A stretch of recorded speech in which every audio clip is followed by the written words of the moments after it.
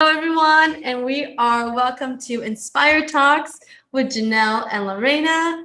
We are very excited tonight because we have some special guests with us tonight, and we can't wait to talk to them. And we can't wait. Well, you guys can see them. If you're on YouTube and on our Facebook Live, you'll get to see them. And if you're on a Clubhouse, you can ask questions after we interview them. So let's start with introducing them. I want to introduce you guys to Louie and Kathy. Hi, everybody. Hi. Hello. So tell us a little bit. I know a little bit about your background, but Janelle doesn't, and our viewers and listeners do not know who you are. I know they probably read the description, right? Right. And I'm sure Louis has I'm sure older people might recognize him. Yes. But tell us from your point, who are you and who is Louie and who is Kathy? Well, I am Louie. And Kathy. It's like Sonny and Cher. Love it. I'm Sonny. This is Cher. Only I'm not taller than he is. we are professional dancers.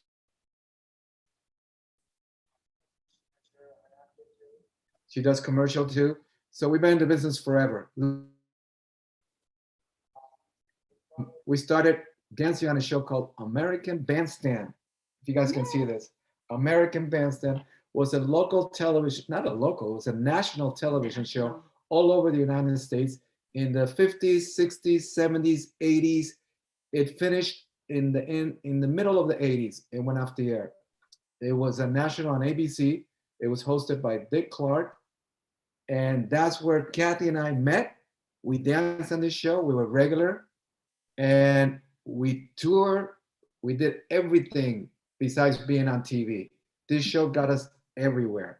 And that's how we started professionally dancing. We studied dancing. We started at Moreland's Dance Studio in Studio City. We started with Jill Germain. We started with a lot of different, right now the studio's still there, but it's a totally different format of dancing. It's totally different everything. We're talking about our era, which was the 70s, the 80s. That's when we were hot. We're not anymore, Hey, you're but still we were hot. hot. You guys are still good looking, okay? And so what kind of dancing did you guys start training? So you guys trained in Morelandis and John Tremaine, but like, did you guys do ballet, jazz? What type of dancing? We both train out modern jazz. Yeah, I can jazz. Modern jazz, we took everything that was going on at the time, but modern jazz was our base dancing that we got trained in. And then, but what we were doing was what people were doing in the clubs, which is what we were learning in our dance studio was not being used out there. So we started doing what people were doing, which is back then was the hustle, which is the line dancing called the hustle. And then we had a New York hustle, which is a couple dance that we put together. And we have the Latin hustle. So we had different names, but it was couple dancing besides freestyle dancing. Mostly couple dancing. Mostly but couple a lot dancing. of people were into the break dancing and locking, that kind of thing. But we stuck with the couple dancing. All of our co-dancers were lockers. I don't know if anybody heard of the original lockers. Yeah. Yes. So like Tony Basil, Alpha, Lionel, Cooley, all these are the original. That we were in the same era, but somehow I didn't get into locking. I don't know why. Bob, no breakdancing, even though that was going on around us. We didn't do breakdancing. We did freestyle, but just different. It just wasn't the break dancing or popping. But the clubs during our time were the heaviest thing. There were clubs everywhere all over LA. Our club was in Beverly Hills. It was called Chamois. It was right on Rodeo Drive in Wilshire, right in back of the Beverly Wilshire Hotel. And that was our home. That was our club. That was one of them. But we would have different clubs like every night. We would go out every single night. It was like a hot club here, Tiffany's in the Marina, Big Daddy's. The Set, Pips. Destiny. Oh God, there were so many. And we would just go to all of them. And then, but like he said, Chamois was our main home. That was the nicest. We loved it there. Being on American Bandstand, my place is my place in it. But being on American Bandstand was open a lot of doors for us, and we did it. We were hired to do everything just about at the time. Every TV show, every commercial. And we joined a group called Unity. It was a dance group. And the way this group was put together was 4 girls and 4 guys. And we would go to every club and we would say, when is your slow night? They would say, Thursday night, Wednesday night, we want to do disco fashion show. You want to do it? Yes, we want to. What we want to do is we want to model clothes and we want to do a dance with it. We would go and we tell them, if you guys come along and give us the clothes, we will model your clothes at the club. We will get your clientele, and they go, that's a great idea. That was fun. So we had this going every night in different clubs. And they also did hair. We did hair also. I had some really crazy hairdos that he hated.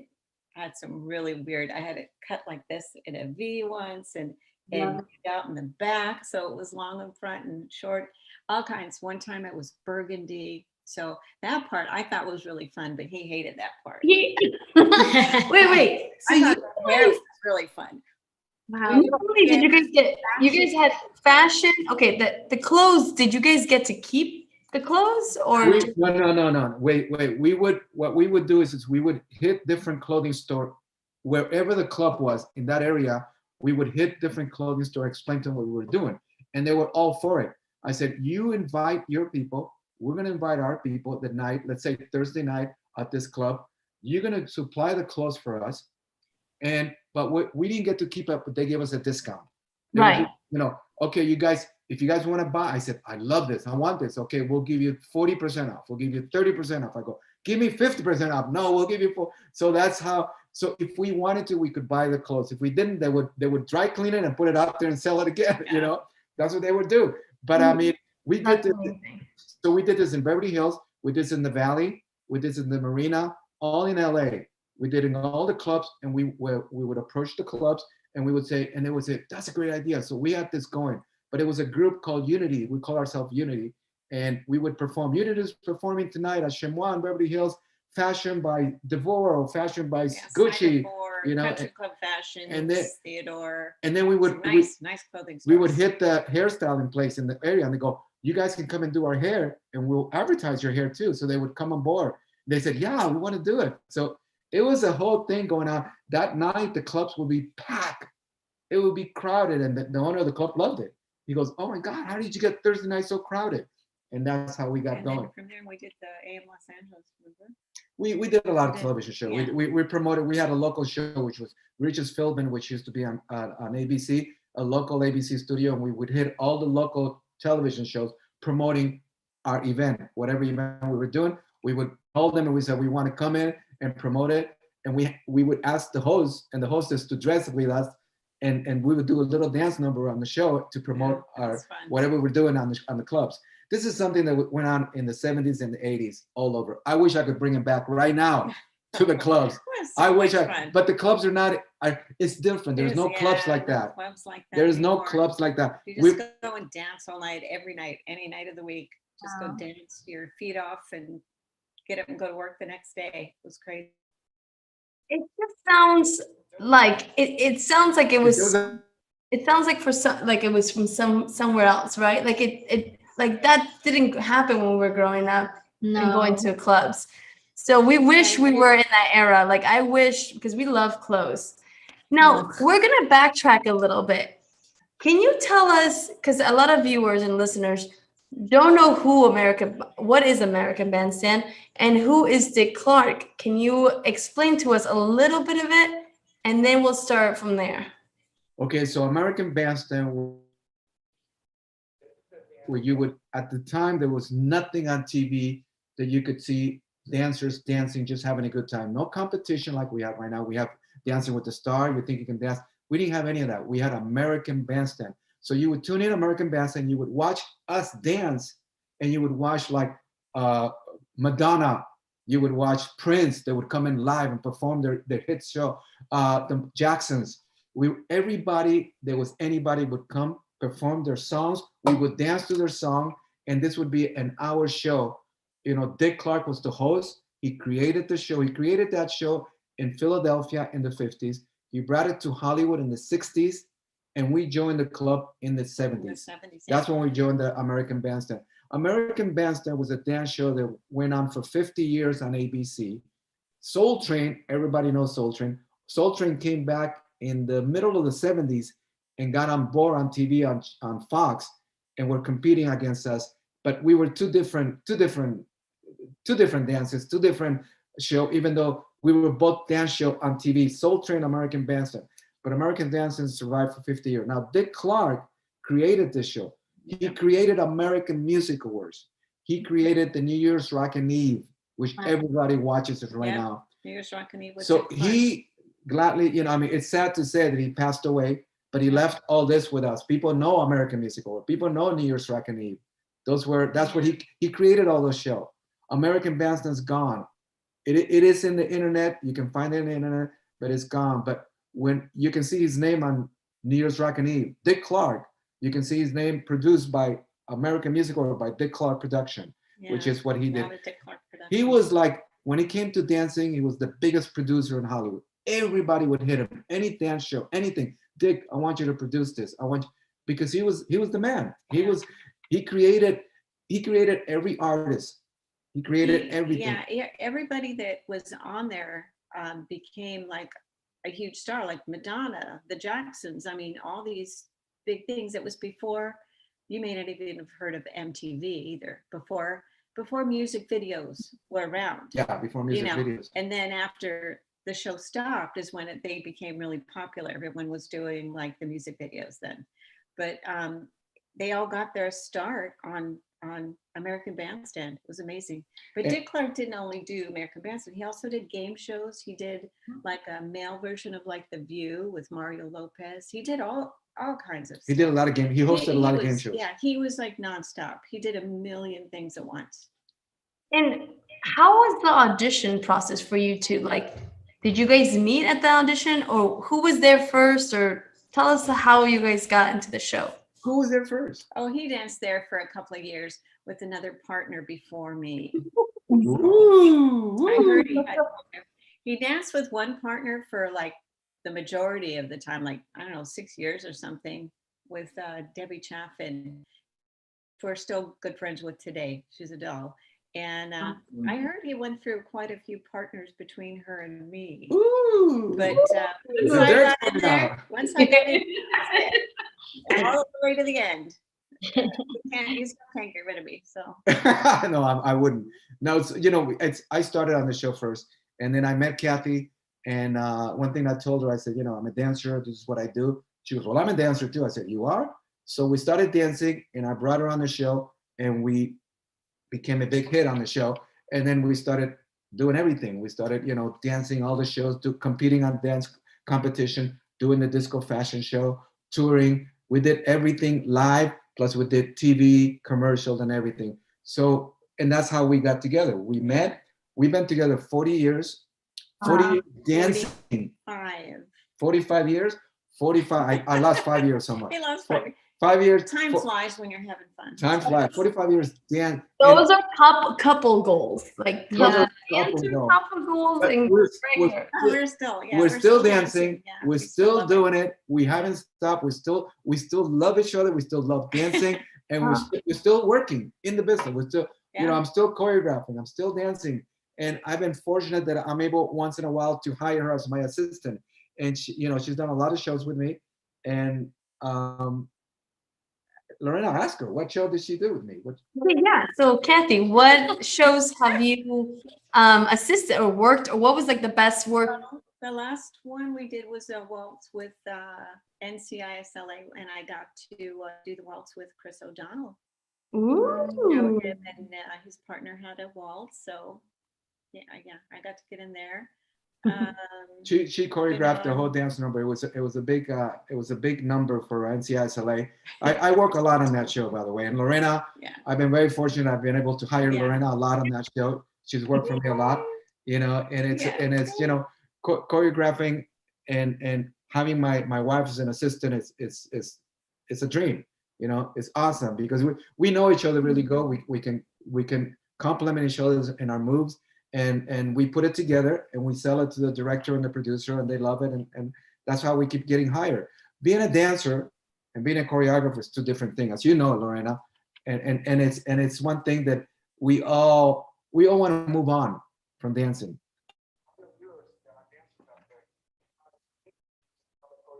It will happen. It will happen. You stick to Well, that that's dream, what they want, and it yeah. would happen. I mean, it takes what it takes. It's like somebody to believe in you and give you your first break. Once you get that first break to choreograph, whether it's a video, a movie, or a commercial, you have something on your belt now that you can move on and start to get work. And it's always networking, right, Lorena? It's networking. Yeah. We all have agents, but we No, I learned network. it from him. Louie is the king of networking. He's like my mentor, and we've talked so many years together, and he's Everybody knows him in the yeah. business. Yeah, everybody. It's I'm still working, thank God, but it's networking. I have an agent, but I work. I got to tell a story. There was a I got lucky. Aaron Spelling, I don't know if everybody knows Aaron Spelling. Aaron Spelling is a big producer. He produced 90210, Melrose Place, The Love Boat, Charm. Fantasy Island, Charm. He had all this hit show. I got lucky working on the hit show Beverly Hills 90210. Got to meet him, was choreographing all the dancing on the show. And he was a nice producer, really nice. And he got to liking me. He goes, I wanted you to do all my shows. So I started choreographing all his television show. And on this show called The New Love Boat, not the original, but the New Love Boat called The New Wave, I was working on 90210 when they wanted to move me to the New Love Boat. And I said to the producer, I don't want to be moved to this new show. I'm on a hit show. I don't want to go to the show because I know it's going to get canceled. I'm going to be out of a job. And they're saying, Aaron Spelling wants you to go there. You can't say no to him. You got to go there. You're going to be choreographing every episode. There's dancing in every episode. So I made a deal with him. I said, if that show gets canceled, you bring me back to 90210. I'll bring you back to 90210. So I went to the Love Boat. And I was wheeling and dealing. I was willing, and I went up there, and it was great because there was dancing in we had tango, we had mambo, we had salsa, we had everything. Every episode there was always some.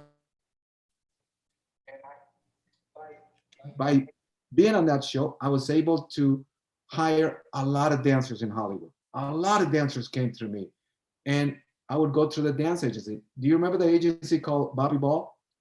Yes. That agency, I used a lot of dancers from there. When they wanted to find out who this guy was, who is this choreographer? So they started searching. They knew that I didn't have an agent. So they reached out to me. They sent me a nice letter. Louie, we want to represent you. We want you to come and be on board with us. And I said to myself, why do I need you? I have a job. I'm working. I don't need an agent. I don't need to give you 10% that I already got this job. So yeah. I said, thank you, but no thank you. I said, I kept dancers. They called me out the studio and I said, we want to meet with you. I said, I'm busy, not right now, thank you. When I'm out of a job, I'll in your office. But right now, I don't need an agent. I don't need to give anybody 10%. But it's so funny how they are. If you're on top, they'll knock on your door and they want you, But if you're not, and being on that show, Lorena, one day the producer called me into the office. They go, Louie, when you come to the office? I came to the office.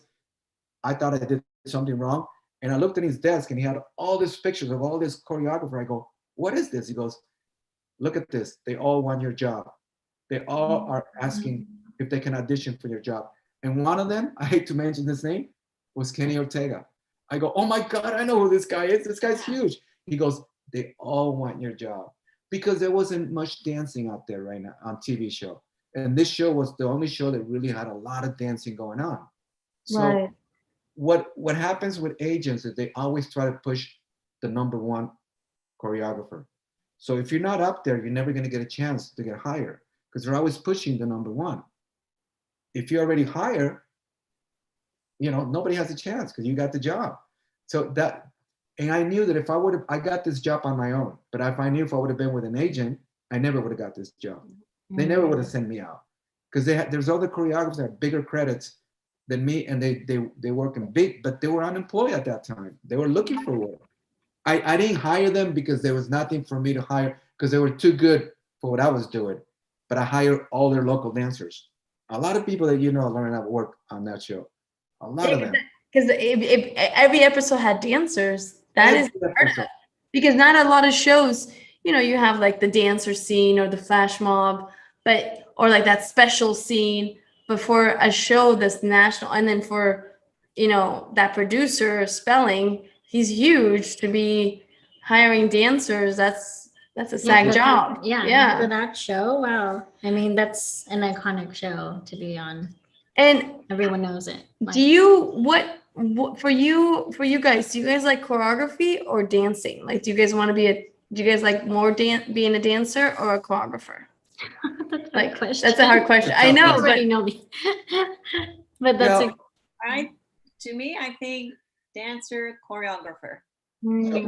I love both of them. It's hard to answer that question because I love dancing. I love choreographing. You have this creativity about you that you have to create this number. You have to put it together. You have to sell it to the director. You have to sell it to the producer, and then teach the actors and teach all the dancers. I love that. But then I love dancing. So it's hard. It's hard to answer. I love both of them. I love doing both. It's so funny you said that on one of the shows that I choreographed on NCSLA. Chris O'Donnell goes, "You're not dancing in it?" I said, "No, I'm just choreographing." "You need to dance on this number. It would be great for you to be part of it." And I stood there when he said that, and I go, "That's right." Because I'm sitting here watching my dancers. I want to be part of that, and I could have put myself in it, but I didn't. And when he told me it was the day of filming, it was too late. Right. But if he would have said that during rehearsal, I would have said, "I want to be in it. I'm going to put myself," because you have, as a choreographer, you have that power to put yourself in it. Yeah. It's up to you, and sometimes I do, whenever I can, I try to put myself in there. It's because I love you guys. When you guys are doing the number that I put together, I go, I want to be part of that. behind the camera watching it, but it's so much fun because I love it. So it's hard. I love both of them. But being a choreographer, it's a totally different thing. I mean, Lorena, you've choreographed before. Have you both choreographed before? You have, right? Both of us. Yeah. I have. I'm more theater based, so like, and live shows, stuff like that, or competition. I was a competition kid growing up. There you go. So I'm more stage. But I did some music videos. But I don't have an agent anymore, which is why I'm kind of like, I'm kind of in and out of the industry. But you're doing a movie. I am doing a short film right now. A short film. Because the connections, like you said, it's very much about networking. And even though it's a short film, I'm going to do like this fantasy film, and I'm supposed to be, I don't want to say too much about it because we haven't even done anything, but it is a fantasy film, and I'm playing like an elf. Oh, wow. Very interesting. And I get to wear ears for the first time, which is kind of cool. That's great. Oh my God. Like, you connect, you're still working even without an agent. I know a lot of people like always ask, how can I be a choreographer? How can I be a dancer without an agent? You're doing your craft. You love what you do. You're dedicated, like both of you guys, and you stay committed, in connections, right, Louie? Like it's all about connections. What you're doing, that video you're doing right now, somebody needs to see that video, and somebody's gonna like it and say, "Hey, can you choreograph this for me? Can you do?" That's how it works. It's like dominoes. It just, a lot of my jobs are, and I told this to Lorena, a lot of my jobs are producers, directors that I work with, and they pass it on to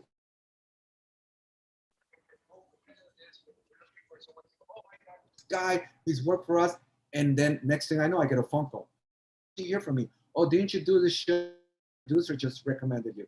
And that's how, once you work with them, and once they're happy with your work, you keep in touch with them, and then you tell them if anything comes up with dancing, anything. On NCISLA, Lorena, I mean, I'm so connected there that I know one of the writers, and I just talked to him recently, and I go, "When are you going to write a dance?" He goes, "Louie, this is a cop show. It's not a dance show." I said, "I know, but put in a dance number. You're a writer, write it in." He goes, "I'll see if I can do it." So if he writes the story and he writes dancing, I'm in. And if I'm in, and then all my dance partners are in, But that's how it works. It's networking with directors, producers, writers, especially writers are writers on a hit show, because they have the power to write a script, and they can work a dance number around there. And if it sells to the producer, and then they do it. But that's how it's all networking. It's all, I mean, we all need an agent, but if you can do it on your own, and you can network on your own, you will work. Right. Don't, it's hard to let this phone just sit there and doesn't ring. If it doesn't ring, I got to make it ring. So I start making phone calls. But Right. if you don't have those people you can call, when you're working, you meet people. Lorena's been on the set with me. She's met people, and I introduce her to people, and those people remember her. Maybe her. Hire that girl again, and that is, it's like dominoes. I learned that years ago. Every time I'm on the set, I get to meet everybody. I make sure when I leave, they know who I am. And on Dexter, Lorena, you work for me on Dexter. Yeah, Dexter, I was choreographing pretty much all the shows on Dexter. Anytime they had dancing, it wasn't much, but anytime they had dancing, they would call me. They went into hiatus and they changed producers. So now the new producers didn't know me. Mm-hmm. So now the head of wardrobe and the first assistant directors were the only two people that knew me. Dancing came into the show. They had a meeting, and the producer goes, "Well, we need to find a choreographer." And the wardrobe girl lady, "We have a choreographer. He's been working with us. Who is this guy?" And they started mentioning my name. He goes, "I don't know him." And the first lady goes, "He's part of our family. We need to bring him back." And the producer goes, "Well, I have another choreographer in mind." He goes, "We'd rather keep our own guy. This guy knows everybody here. He knows how the show works." I was lucky enough because of them that they pushed for me and they brought me back.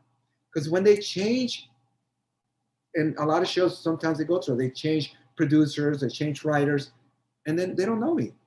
Right. They have their own people, and they will bring their own people. But thank God that the wardrobe department liked me and the assistant director liked me, that they fought for me. And when I came back, they told me, they go, "You're almost gone." They explain. I go, "Whoa, really?" But that's how it works. When they have a meeting, they're always looking for someone, and someone always, this person, that person, and that's what it is. To all your audience right now watching, if you're a dancer and you want to be a choreographer, stick to your dream. It will come true. When you get your first gig, do a good job, network with everybody you're working with. Make waves. Exactly, and make sure that you change your phone number, email, keep in touch with them, keep in touch with the director if you can, and the next job will be coming because of them, and that's how it really works. Yeah. Agent, we all need agents, but it's tough with agents because they have so many dancers, so many choreographers, and I call my agent, "How come I didn't get sent out for that?" "Yes, you did." "No, I didn't," but I realized I wasn't sent out because they only wanted to see three dancers of every agent, so they picked the best three that they like. Yeah, the ones they right. So it's tough. It's a tough business. And you guys have lasted so long and still going. So it's a lot. It's all of this is like gold to us. This is really, really good, important information for everybody, our listeners, and to listen, that not to give up on your dream. And okay, we're backtracking a little bit. I said it again. But I want to know, Kathy, do you still have some of the wardrobe from American Bandstand? Like any of the clothing or any of the, because I saw your videos last night and you guys, both of you guys were looking really good. You know what? At that time, I worked in a really nice clothing store. Actually, I don't know if you've ever heard of Country Club Fashions, and they were part of Theodore and Theodore Man. There's still a few of those around. Anyway, it was very high-end clothing store. And so I spent most of my paycheck at the clothing store. So we had a lot of stuff, and we'd have fun coordinating that.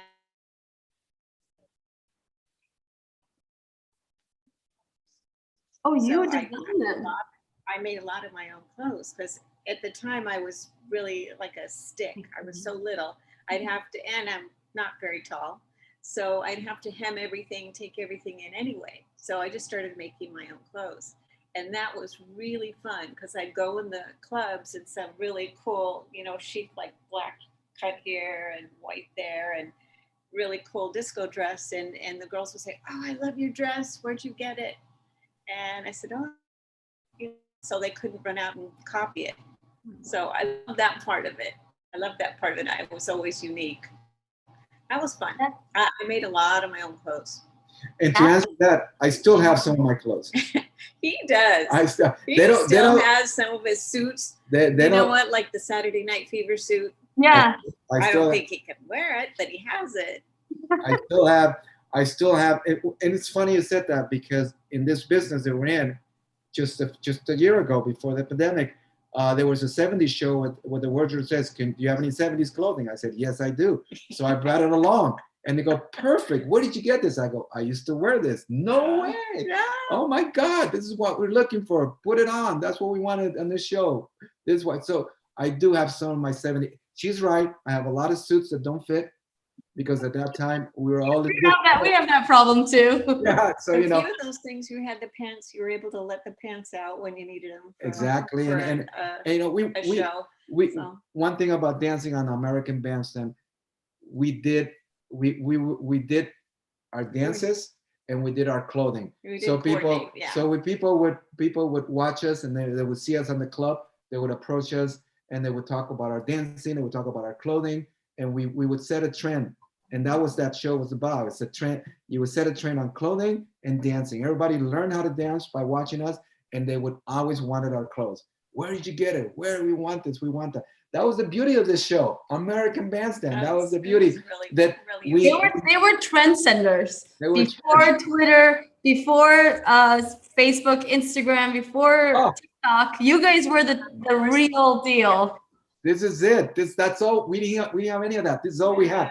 This show on ABC, that's all we had. Lorena, you have no idea. When we were dating, we couldn't go anywhere that someone said, "Oh, you're that guy. You're that guy I see every Saturday morning on American Bandstand." They know him from that smile. And I have to tell them this.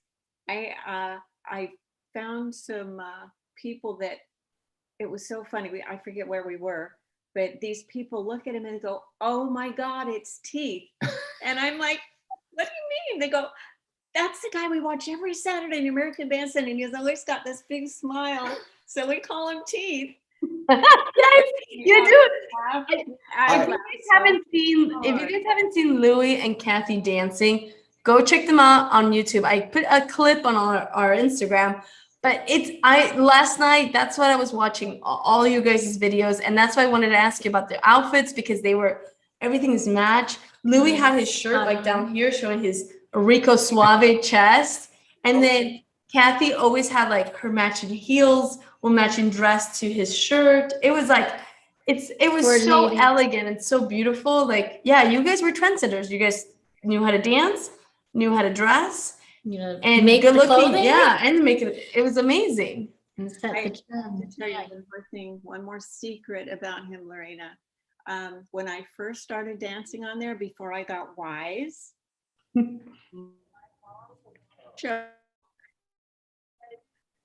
do I always just see the back of your head? It's because he was a camera hog. Every time the camera would come around to us, I'd get spun, and you only saw the back of me, and you saw his face there smiling. Oh my God! I finally got wise and said, "You only see the back of my head?" I said, "Okay, we're gonna fix that." I said, "Okay, I'll turn myself." Yes. There you go. Because Louie was like, "Okay, I'm gonna." Oh my God! Around and like,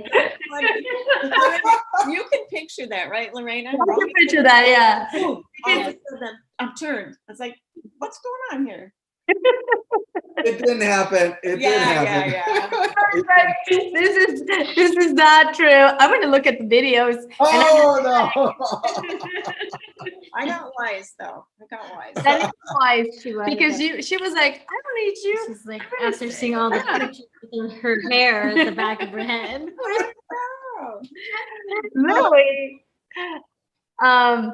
Okay, so we are going into our 5 trivia questions. And these questions are for our viewers and our listeners. We'd like to have these like 5 quick, they don't have to be long answers. So we'll start, and there's just gonna be 5 of them. Okay. Just like random questions. Okay. I'm gonna have a question for Louie and then for Kathy. Both of you guys have the answer. You guys don't have to answer together. I know it's so okay. My question will be, where in the world will you want to travel and live forever? Like if you had one place that you want to live forever, like if I tell you you can live in this place forever until the end of time, where would it be? Wow, good question. There's a lot of places that come in mind, but I mean, I don't know. I'm gonna have to say Cancun. I love the water. I love the beach, and there's a lot of party going on there. There's a lot of dancing, and it's every time we go there, we have a blast, and we love it. We love the energy there. We love the sun. Just like that's why we live in LA, you know. And it's one. There's many places around there that I would pick, but we gone there so much that we love that place, and I think I would be happy there because I have everything there. Okay. Dancing, I have the weather, I have the beach, I have everything. The entertainment, I have to be part of the entertainment. They have it there. They do have it there, especially in a lot of the resorts that we've been to. So that would be one place that comes to mind. Okay. And Kathy? Kathy's shaking her head, so it has to be somewhere else. I like to visit there. I would not want to live there forever. What's your answer then? What's your answer? You know what? We haven't really traveled that much other than, Mexico a lot. I'd like to see the world and see, I don't know. One place, she's asking one place. I don't know. Because we have gone to the beach, and then the same day we've gone up to the mountains in the snow. So it's like you can go anywhere and pretty much do anything you want here. So I do love California. Well, California is the place to be. Sorry. I can't imagine. We had a difficulty with the hearing. California is the place to be. We live here, so we love it. Okay, your turn. That was a great answer. Your turn. Good answer. Okay. Next question. What do you do in your downtime? Like, what is something you love to do, or some kind of hobby other than dance? Like, dancing is always obviously your job and a passion of yours. But what is maybe something that you want to share with us that you do in your downtime? Some people do hiking. Some people do this. We go to the movies a lot. We're always out. We're out somewhere. We go to the marina. We like the beach a lot. We like going to the movies a lot. We see a lot of movies. We have a little dog. He's sleeping right now, but we take this little dog everywhere we go. So we like to take him to the park. We go to Newport. We go to the marina. We go to the beach. We like hiking. We don't do too much of it. Here's our little princess. Here's our little princess. This is Tinkerbell. This is Tinkerbell, and we take her everywhere. What am I doing? Yeah, Tinkerbell is like, you just ruined my nap, guys. Hello. He's like, we even taken her to the movies. She's gone to see Fast and Furious. She's gone to see a lot of movies with us. We take her everywhere. We take her everywhere. So we're always out. We like to do everything outdoor. Yeah. We're outside a lot. We do a lot of walking outdoors. Malibu. You do that too. Palisades. We just like to get out, and we take her and get her fresh air and let her walk. So we do that a lot. Beautiful. Say hi, sweetie. Yeah. Say hi. And she likes to dance, by the way. Yeah. No way. She likes to dance. She loves to dance. Yeah. Poor baby. Another question. Okay. Well, Kathy, you agree with Louie on that you guys like to movies and outside. Okay. I also like being creative, though. I still like to do sewing and creating things. So I still like. Do you sew? Do you have a sewing machine? Yeah. Oh yeah. I have all his hands in mine, and do all that stuff. So yeah, no, but I like to embellish things, create stuff. I like to take something plain and make it special, that kind of thing. I'm gonna have to pick your brain, because I bought a sewing machine and put in the needle, the thread in the needle before. Oh my, that is. Yeah, well, wait till you get older and you can't see it. No, there's a little thing you can buy to help me. I need There's glasses. little Do you things have a sewing machine too? No, I need readers now. Yeah. Yeah. yeah. But you You can't tell my age, but I'm older than this one. Well, I don't think it's the age. I think it's just that's a really difficult. Like I can't even see. I was like, You got to get those. yeah. What do you So call I'm those? gonna have to go with Kathy, and she's gonna have to teach me how to do it. Yeah. Okay. Next question. If you had to pick 3 people that you could have a dinner, or just pick their brain, alive or dead, who would those 3 people be? Like Louie and Kathy. Who will you pick? Ooh, I think I would pick someone like, wow, someone like Nikola Tesla, Albert Einstein, and maybe someone like Nostradamus. Wow. Ooh. Wow. I think that'd Okay. be really cool. Donald Duck. That's an interesting dinner table. I know, that'd be pretty cool. Goofy, Donald Duck, and let me see who else. You are goofy. Yeah, I am Goofy. I don't think he doesn't talk. I have dinner with Goofy all the time. Exactly. Donald Duck, you know. Love I mean, that.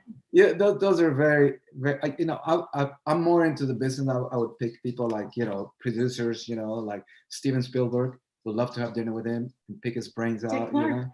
The late Dick Clark, of course, he's gone, you know. But I did spend a lot of time with him. I did ask him a lot of questions. You know, he was an iconic man in this business, in show business, and I had the pleasure of he was like my dad, and he did advise me and guide me and gave me a lot of work, and but I learned a lot from him. You know, and I learned how this business work, how you should, you know, precede yourself, how you should introduce yourself and open doors for you to work in this business.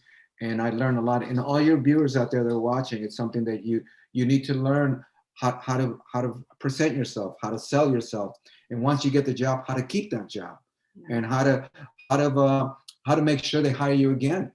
You know, it's not easy, you know, because there's so many of us out there unemployed, and it's not easy. So when you get that first job, you know, listen, always listen, and if you're working with a director or a producer and they have something in mind, listen to them and then work around what they want, even though you might have your own input, but you want to complement their work and then say, can we try doing it this way? Can we add this? And if they agree, they say, that sounds good.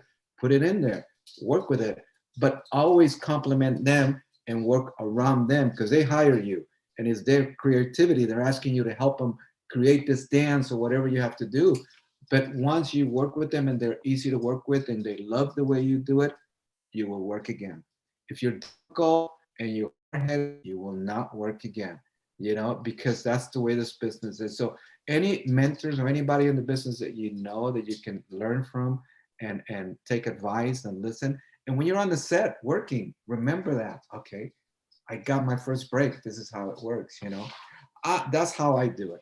Even today, if I'm working tomorrow, I'm gonna walk in there like it was my first day on the set, learn, listen, and go by whatever they want me to do. Even though I have my own idea, even though I want to change the creativity, I don't do it. I work around it and I try to add my input and see how they like it. If they say, yeah, let's try that, great, and I put it in there. But if I said, okay, I'll go whatever you want to do, you know. But I suggest it's like when you're choreographing 2 actors together and you read the script and the director goes, I want this dance. And you know there's dialogue in the middle of it. You as a choreographer, you put yourself in that spot and you say, okay, where would the dialogue come? Where would it look good? So I start dancing. If it's a couple there, I start dancing. And then I said, I'm gonna dip her and I'm gonna deliver my line. And I'm gonna give her one more turn and I'll deliver the next line. And I tell that to the director, what up if we do this? Oh, I like it. That's great. And then we turn her around and then she comes under him and he's facing her and the next line is delivered. Yes, I can put the camera in back here. And that's how you work it. It develops. You read the Do the script. dance. With the dance, you read the Yeah. script. You yourself read the script. You put the dance together. But if you can show him where you think the line should be delivered, he might have a different idea. But if he likes what you've done, oh, I like it. I said, imagine, put the camera over her, put the camera, Yes. and then you can catch that. And then you pull back with the camera, you let them finish the dance, and you come, yes, you got them. Yeah. They like you, they like your work, and it works for what they're doing. And that's when that job is finished, they're gonna remember to go, thank you. You were really, you helped us a lot.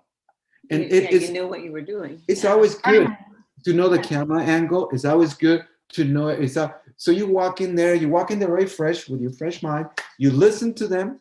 You always listen to them, and you always say, okay.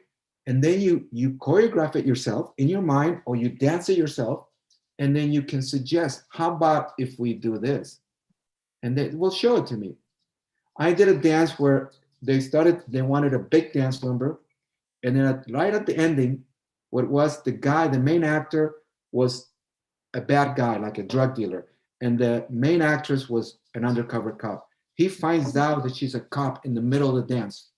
So director goes to me, okay, now he just found out that she's a cop. He pulls a knife in the middle. I said, he pulls a knife? What do we do next? I'm going, I think you need a stunt guy here. I said, what would you do in a dance? Well, I said, I would dance back away from him, and I would do a dance around him, try to grab him from the back and get the knife. And he goes, well, let's work it out. So I worked, and he goes, this is what we're gonna do. I said, I'm a choreographer. Because we have in this business, we have wardrobe, we have hair, we have makeup, we have choreographer, we have actors, we have stunt people. So that part was stunts. Even though we had a stunt coordinator there, I looked at him, I go, are you gonna do some input? He goes, well, show me some kind of dance that I can see how the stunt will come in. I said, okay. So my mind started crazy. So I did something, and he goes, what if from there on, she flips him over to the dance floor? Oh, yes. Okay, well, come in. Show her how to flip him. I go, I'll do the dance. But he goes, okay. So then, they're all standing there watching you, and you're like, okay. I was hired to choreograph a dance, not to choreograph a fight, Yeah. And it turned out to be a fight. Yeah, you have to coordinate and work with people. You have to be flexible. And it's and this is for the listeners and everybody's listening. This is very important. All these facts and stories that Louie is giving us is gold, because as a choreographer, you got to be on your toes. You can't be like, oh no, I can't do this. You got to be open-minded, and they put you on the spot, like many times that you're put in the spot. And like how you said, you're there, you go there and you listen to what they have to do. Your work ethic takes you a long way, and that's why you've been in the business for 45 years, because your work ethic. Not because your luck, but I think it's also because of who you are as a person, because you work hard, you're talented, and your work ethic. And I think people keep hiring you both because of that. And I feel like a lot of people, younger generations, they kind of miss the whole work ethic. And this is something that people need to listen if you guys really want to be in this industry or any industry. Work ethic is very important. And you never know, be nice to everybody, because the person that is the PA can be a director in 10 years. And if you're not nice to them, we worked with some people that were been awful to each other, right, Louie? It's so funny. You just touched on a topic that I'm sorry, but I have to tell the story. You said, tell us. You're talking about, there was a show called Heart of the City, and Christina, first TV, she played a cop on this television series, and I'm working on this TV show, and every day there was this kid, and I'm talking about a kid because he was younger than me, hanging out watching us film. Didn't say anything to anyone, and I'm going, who is this guy? He's just wherever we are, he's there watching us film. So he must be connected because he's on the set. So I introduced myself to him. I said, hi. I said, I'm Louie. I see you here every day. But what are you doing? He goes, oh, I'm just a friend of the producer and I'm observing because I want to get in the business. I said, oh, that's great. I go, so I would watch that he would eat lunch by himself. So I said, so at lunchtime, I said, come and join me, have lunch with me. So we sat down and we started talking, and he goes, yeah, I want to be a director someday. And, that was it. And the show finished. He came every day and watch us film. Just watch. Didn't say anything. And I became an acquaintance of him. And I got him comfortable because nobody wanted to talk to him. He didn't talk to anybody. So I said, I started talking to him, made him feel comfortable. The show ended. I didn't see this guy for 6 years. In 6 years later, I'm working on a TV show. And suddenly out of nowhere, I see this guy and I go, that guy looks familiar. Where do I know him? And I see him walking around with one of the producers and I go, who is this guy? He's your next director. He's directing the next episode. I said, I know him. So we come in contact with each other. And he goes, hi. I said, I know you. He goes, I know you too. And I go, what's your name? He goes, my name is Randy. I go, I'm Louie. Louie, we met on Heart of the City. I was that kid hanging out. I go, oh my God, Randy, you're right. I said, oh my God, and you're directing the next episode? He goes, yes. Are you working the show? Yes, we'll work together. Congratulations, you made it. Yes. Well, pass that on. 4 years later, I'm at Paramount Studio working on a show, and I go to the commissary, and I ran into Randy. I go, Randy, what are you doing? He goes, I'm working on Monk, the television series Monk. That's my show. I'm the executive producer. You're the executive producer of Monk? He goes, yes. He goes, what do you do? I said, I'm working on My Boys. My show, My Boys. It's going to be canceled soon. Randy, I need a job. Come and visit me. Come to my office. I'm down the line. Come anytime you want. I go, Randy, I'll see you soon. I'll be there. The next day, I walk into the office. I go, I'm here to see Randy Sisk. Do you have an appointment? Nope. What is your name? I said, my name is Louie Novoa. Please call. If without an appointment, you can't see him. I said, please call him. Just give him my name. Tell him I'm here. She gets on the phone. She goes, okay, let him in. He wants you to go straight to his office. I go, Randy. He goes, I said, I can't believe it.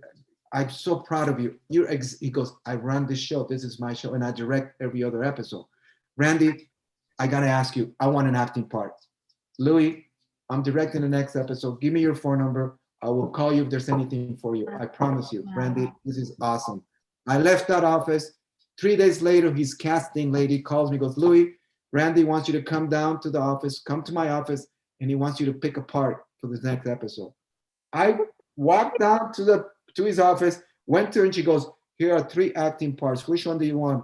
I go, are you serious? He wants you to pick one. I want to be the cop. I'm playing the cop. You got it.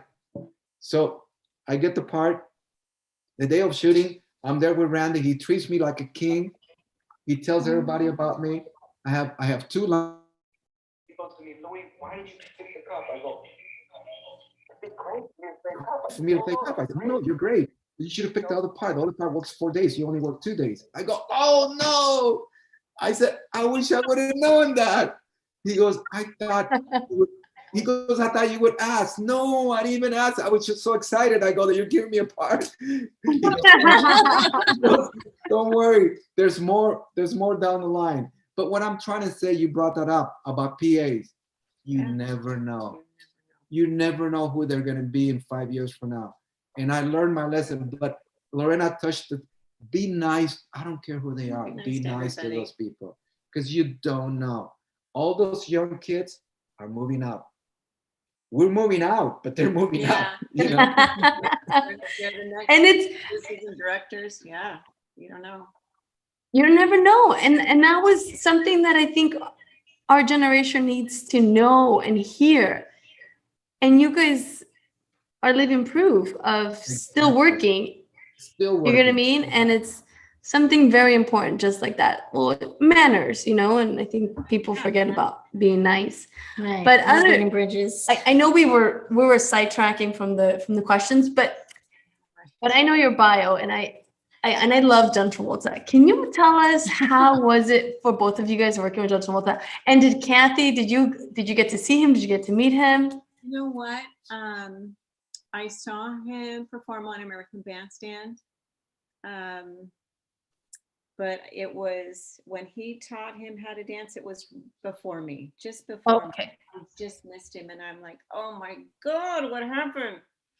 I would have loved it. It's like, oh, can you imagine? I would have gotten to dance with John Travolta. But So yeah, what happened with this at the Just time missed was the disco, big thing disco, and disco was all over in It's LA. huge. It's huge. Huge. So you guys ever heard of a guy named Denny Terrio? That rings the bell. Okay, Denny Terrio. he did a show called Dance Fever. Okay. Okay, so Denny Terrio was a dancer with all of us. But what happened with him, again, connections. John Travolta was doing Welcome Back Carter, was playing Barbarino. He got the script that he was going to be the king of disco for this big movie. So he, smart guy, wanted to learn how to dance before the movie started. So he says, I need to learn how to dance. I'm going to be the king of disco. I need to learn how to be the king of disco. So he goes to this place to watch this group that we used to be part of. It's called Dancing Machine. They were performing. He was going to pick one of the dancers to privately teach him how to dance for the movie. But that day, the guy he went with knew another dancer that used to be in the group, and that guy was Denny Terrio, but he was there at the club, but he wasn't dancing. So the guy that was sitting with John Travolta goes, that guy on the bar, his name is Denny Terrio, he's a great dancer. He used to dance with that group. And John goes, bring him over. I want to meet him. So he came over, they talked, they met, and John goes, can you please teach me? I will pay you. So Denny Terrio goes, I'll teach you. Denny Terrio rented Fred Astaire Dance Studio in Beverly Hills. He rented that studio every night, and John Travolta would come from Burbank Studio all the way to Beverly Hills after he finished Welcome Back Carter, playing Barbarino. He would drive to Beverly Hills, and he would be teaching, Denny would be teaching him how to dance. And that's how it started. Denny is a great freestyle dancer, great. Everything you see in the movie, which is the roller coaster, up and down, all that is Denny Terrio. He used to do that routine in dance contests, and he would win all the time. We would do the circuit and do all these dance contests and all the discos. And yeah, Denny would do freestyle and he would win all the time. And that routine in Saturday Night Fever is exactly what he would do in the clubs. So he taught him. John learned that to a T. So now when it came to the couple dancing, Denny Terrio is not a good couple dancer. We have dancing in this world. We have dancers that lock. We have dancers that do break dancing. Dancers that do, everybody has their niche, what they do. But when it came to couple dancing, Denny, he's not a couple. So he goes, Louie, calls me, goes, Louie, I'm teaching John Travolta for this movie. Can you please come? I will pay you. I need you. He needs to learn how to do the New York hustle, the Latin hustle for the movie. I said, Denny, I will be there. This is before cell phone, by the way. We had no cell phone. I said, I'll be. No, it's before pagers. Before pagers. No, we had pagers. No, we had. Oh, So okay, sorry. I had a pager. So then I would be working on every TV show in the daytime. At nighttime, I would be doing my disco fashion show at the clubs. So I really didn't have any time. So when I told him yes, I didn't have any time. I really didn't. So he calls me the next day. He goes, you didn't show up. I told John that you were going to show up. I said, Denny, do me a favor. Bring him to my club. Let him get a feeling what disco is all about. When do you want? Bring him tonight. Go teach him at the dance studio. And from there, both of you come to, because it's not far from the dance studio. He goes, okay, would you work with him there? Yes, I will. So he brought him. He comes into my place, Chemois in Beverly Hills, and I'm looking at him. He's walking in with John Travolta, and I go, oh. So I point to them. I said, sit on this booth. My booth right next to the dance floor. So they go and sit on the booth. I finish my dance, and I come over and introduce myself to John. And he goes, John Travolta goes, you're Louie. I see you every Saturday. Oh my God, Louie, I watch you every Saturday. Please teach me, please. I said, I promise you I will. So we sat down, we talked, and then he goes, this is the guy that I've been trying to get you to teach you the couple dancing. I said, John, get up. Let's go to the dance floor right now. So I got him up. I got this girl that I was dancing with. I said, come on, start working it. He started dancing, and the next day, it motivated me to go to the studio and started working with him. And that's how it all started, because of Denny Terrio, he hired me to teach John Travolta. And we had an anniversary show for Saturday Night Fever. I think I want to say about, I don't know how many, 5, 6 years ago. A long time ago. At a theater in Beverly Hills, and we went, and John was there. So everybody bombarded him in front of the screen. So I told Kathy, I gotta say hi to him. So I went on top of the stage, and I tapped him in the back. I go, John, it's Louie, American Bandstand. He goes, Louie, oh my God, he was so nice. He's really a nice guy. And he's so like, oh my God, it's good to see you. I said, it's been a long time and whatever. But I mean, the guy already had made it big. It was huge.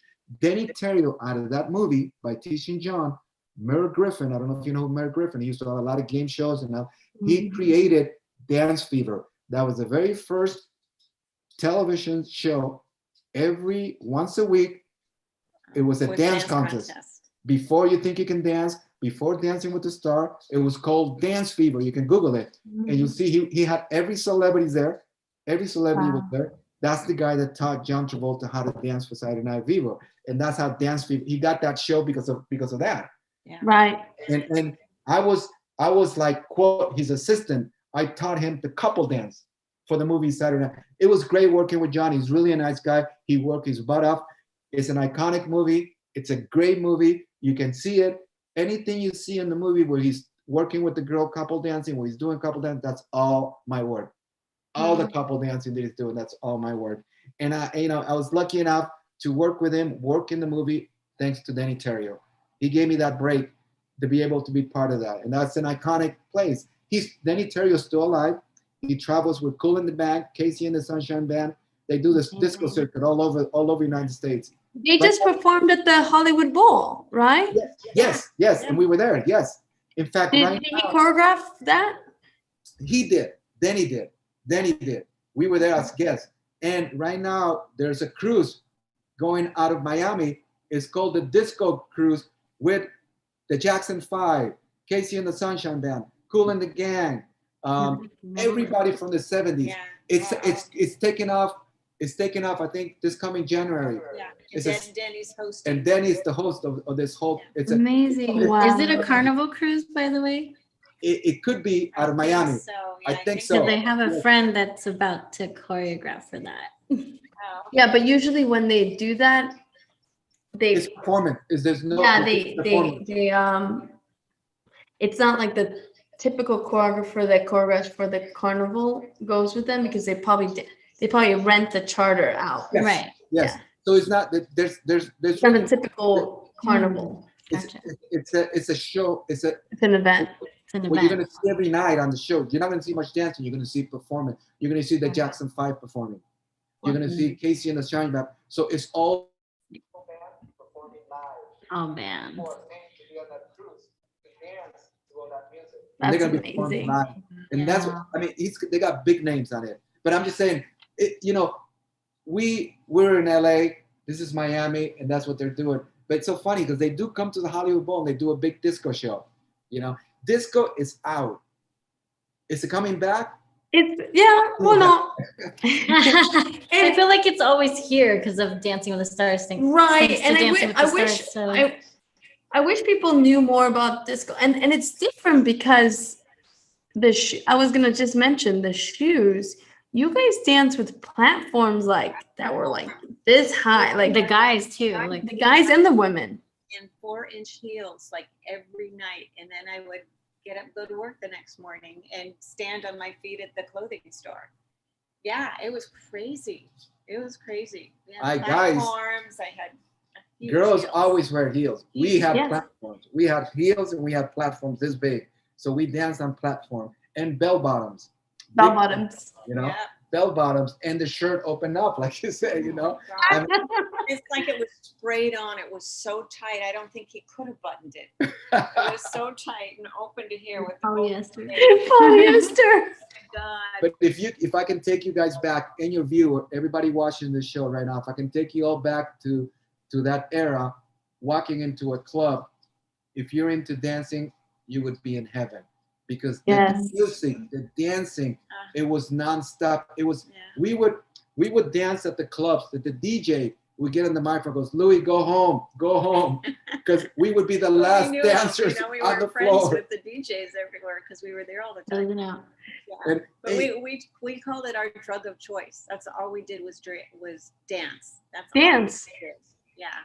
it's but at that era, like right now, we're looking. Where can we go dancing? Where can we go dancing? It's hard right now. you know, and it's so Especially hard. now. When we go on when we go on vacation and we go to resorts, I always hit the DJ. I go, excuse me, can you play dance music? Yeah, we don't go to a resort that doesn't have a club where you A can go club. I said, Yeah. but they're playing techno. I said, Yeah. techno. I like techno up to a point. I go, I need dance. He goes, what do you mean dance music? He goes, well, tell me. I said, this. He goes, okay. And then the dance floor gets crowded. He goes, see how you got the Yeah. dance floor crowd? And then That's what you need to be playing. I go, dancing and then salsa, and then they go nuts with the salsa music. Mm-hmm. So good.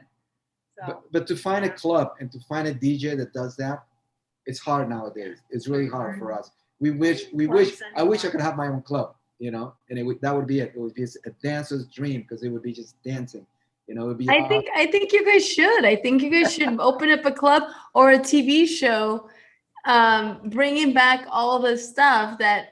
Lorena, I don't know if the two of you remember a show on the Hispanic network called Caliente.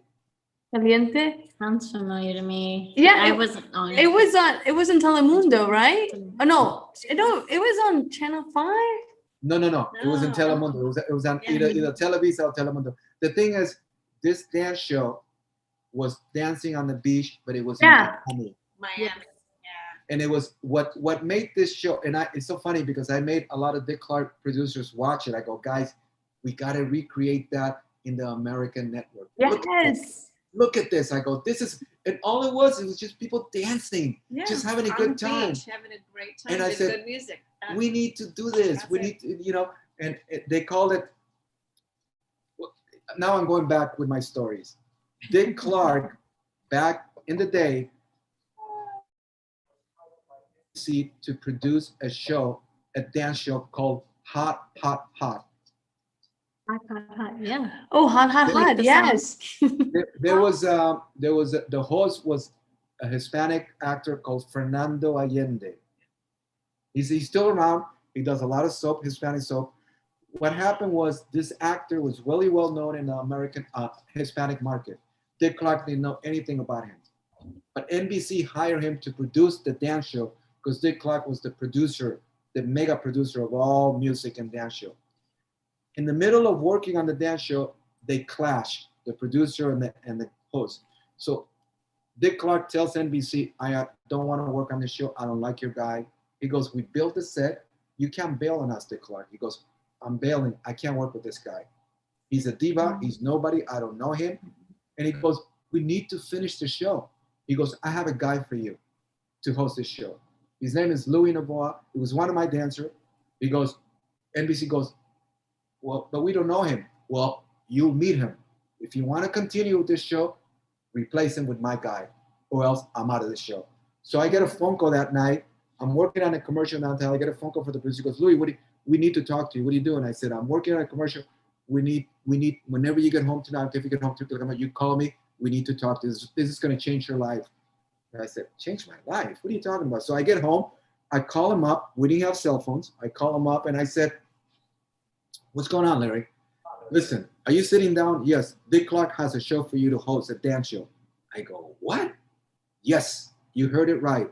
Tomorrow, you need to be at Dick Clark's office at 8 o'clock in the morning. You're going to meet all the executives from NBC. They want to meet you. I go, what are you talking about? Listen to me. This is going to change your life. You need to be there tomorrow. Dick Clark Larry, I've never hosted a dance show. It doesn't make a difference, Louie. Clark thinks you can do it. He says yes, you say yes. If he says jump, you jump. Okay. So he thinks he thinks you can do it. You can host this dance show. I said, okay. I didn't sleep at all that night.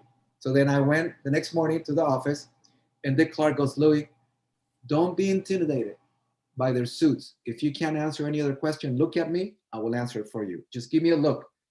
I said, okay. So they come into the office. I sit with them. They want to meet me. I talk to them. All they want to know, they want to meet me. All their questions were normal questions, and and I said, I've been dancing all my life. I danced on all dance shows with Dick. I did all this. He goes, okay, great. Nice meeting you. They left. They like you, Louie. Now they got to work the contract. What happened was this guy had already signed a contract. They have to pay him no matter what. So now they're dealing with that. And NBC doesn't want to lose the money. So they're telling Dick, listen, we like your guy, but we don't want to, we have to pay Louie and we have to pay him no matter what.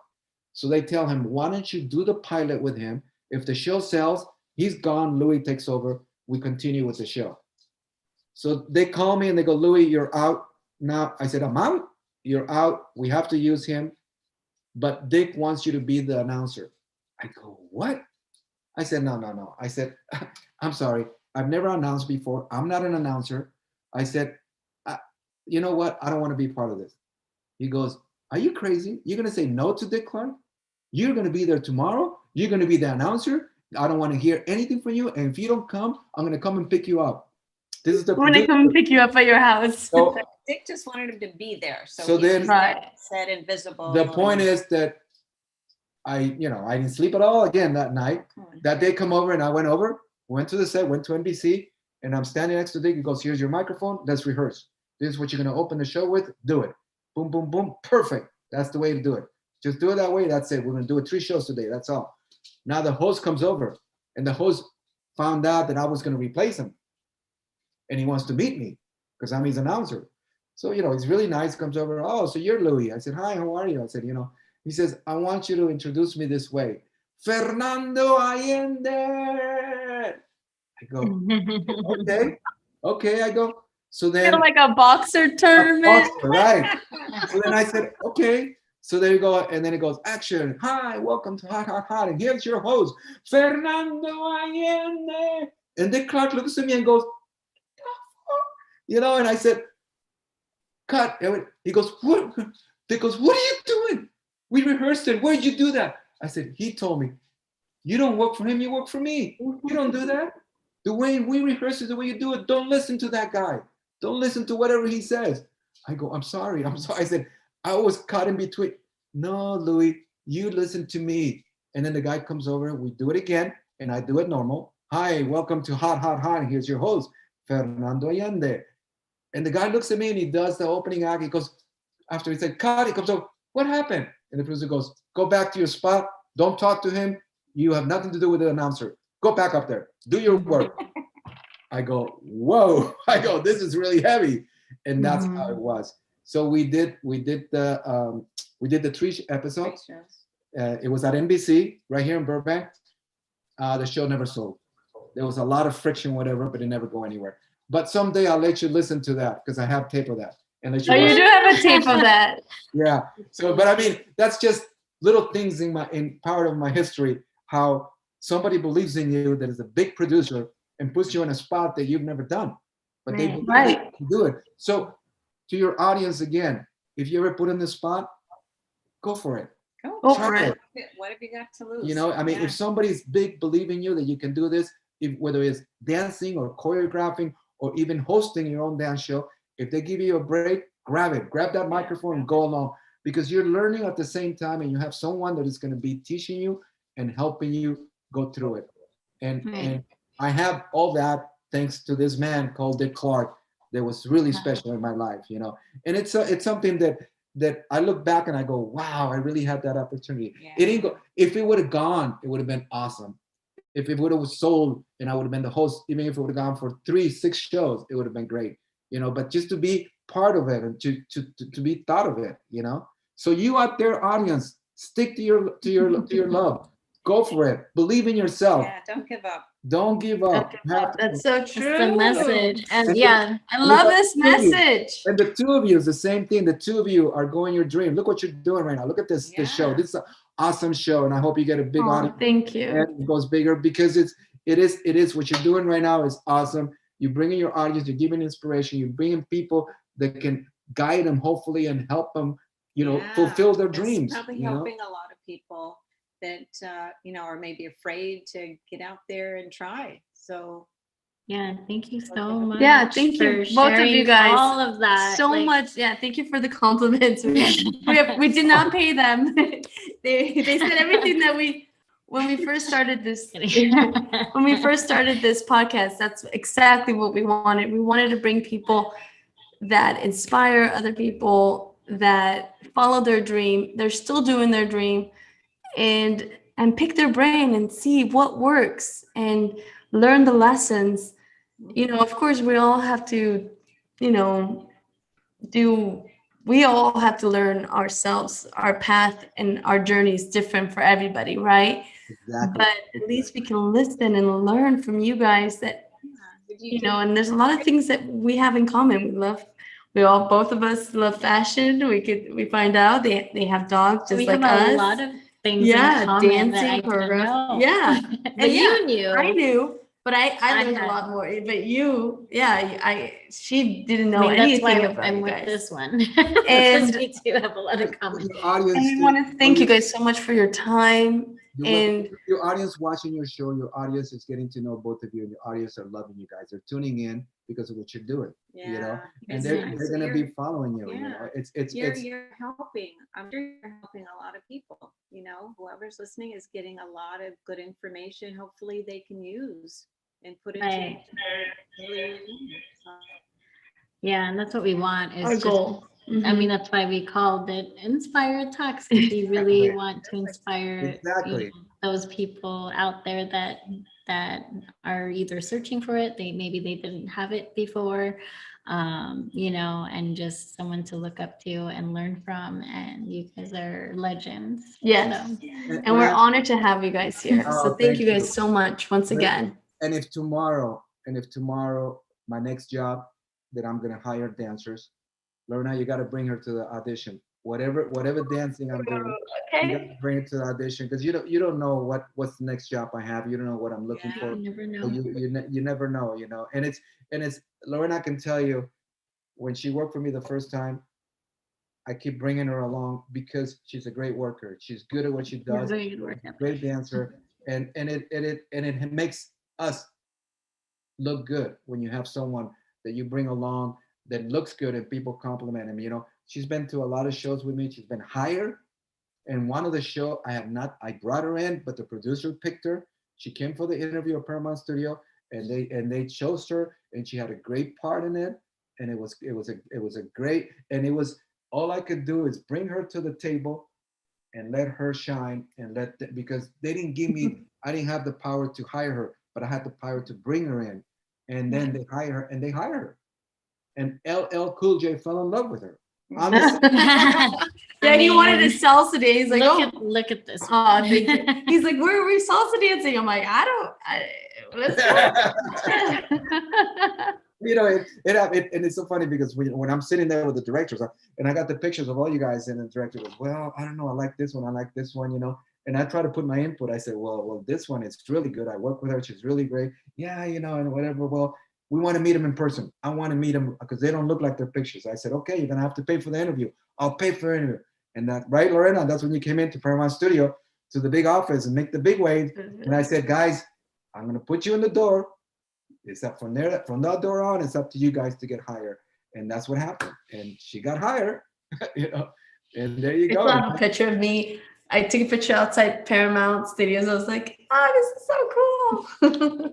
So thank you so much. You're welcome. But being a choreographer and being able to do that is so great, that when you are able to hire your friends, or you're able to bring your friends to try to get a job, it's so awesome.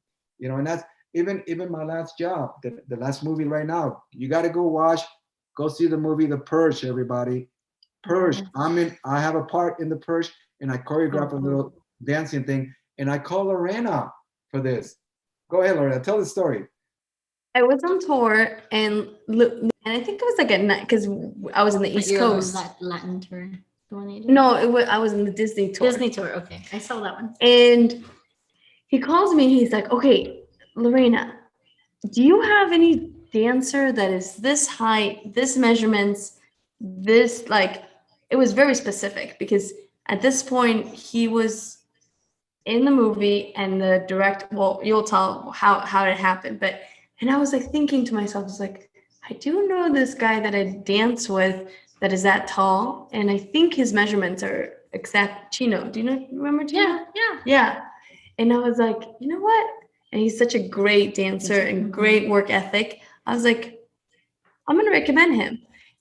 And then so then she gives me his name, and I go, and she goes, Lorena, I go, I think you've worked him before. I said, he sounds familiar. What happened was I was working on a movie, and the director decided to do this little dance number. It's kind of creepy dance number, not a dance, but a creepy number. He goes, I need you to hire 2 dancers to double the stunt people. I want them to do this. And I go, when are we shooting this? In 2 days. So you got to start doing this tonight.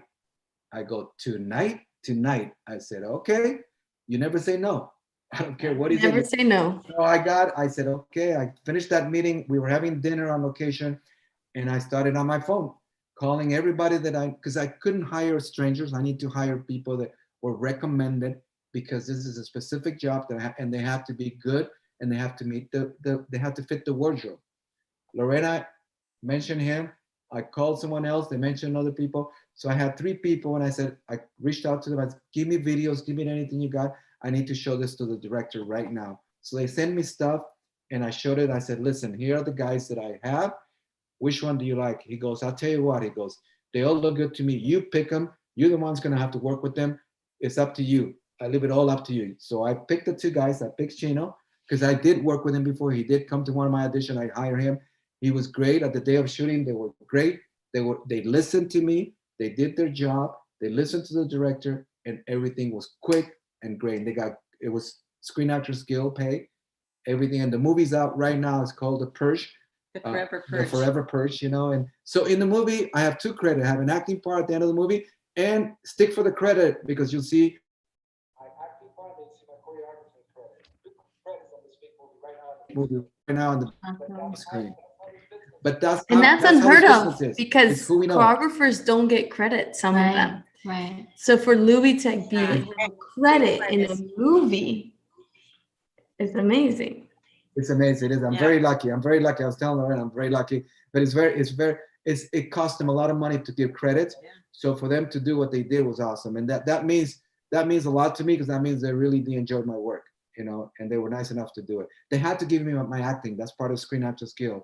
Even though we're still working as a choreographer on the Screen Actors Guild, there's nothing in the contract that says they have to give us credit for choreography. So it's up to them. So every time we work as a choreographer, every time we do a movie, a commercial, TV, we have to put that in our contract, and we have to make sure they obey it, and hopefully they will give you the credit. And that's something that we're still fighting. We're still fighting with SAG to try to put it in the contract as a choreographer. We are listed in there as a dancers, choreographer. There's no really set price. You set your price. As a choreographer, you come in and they say, what is your rate? In other words, how much do you charge to choreograph this? It's up to you. You can say 25 cents. You can say 50 cents. It's up to you. But me, again, to your viewers, if you want to take my advice, I always go a little higher, because I always want to come down. So I always say, I could say $1,500. I could say $2,000. I could say $3,000. They go, that's a little too much. Can you come down a little bit? I'll come back to 2,500. Okay, we'll deal with that. So you always, because if you start low, they want to bring you lower. Yeah. Because there's really no rate in the contract. There's really no rate for choreography. There really isn't. They can go look at it. You can go look at it.